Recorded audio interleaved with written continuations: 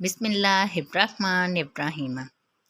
حضرت ارس بن امیرہ رضی اللہ تعالیٰ عنہ نبی صلی اللہ علیہ وسلم سے روایت کرتے ہیں، آپ صلی اللہ علیہ وسلم نے فرمایا، جب زمین پر گناہ کیا جائے اور وہاں موجود شخص اسے ناپسند کرے تو وہ اس شخص کی مانند ہے جو وہاں موجود نہیں، اور جو شخص اس وقت وہاں موجود نہ ہو لیکن وہ اس پر راضی ہو تو وہ اس شخص کی مانند ہے جو وہاں موجود ہو۔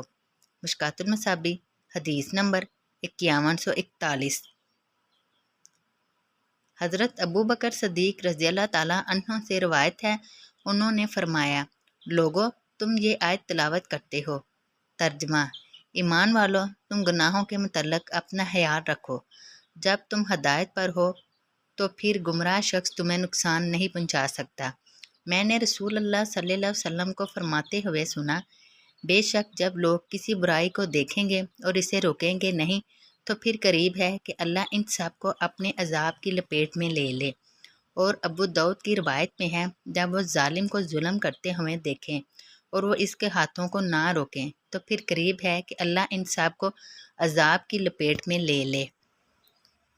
اور ابو داؤد کی دوسری روایت میں ہے، جس قوم میں گناہ ہوتے ہوں پھر وہ انہیں روکنے کی طاقت کے باوجود نہ روکیں تو قریب ہے کہ اللہ انہیں عذاب کی لپیٹ میں لے لے۔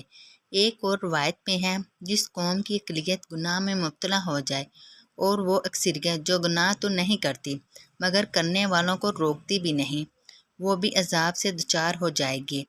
مشکوٰۃ المصابیح، حدیث نمبر 5142۔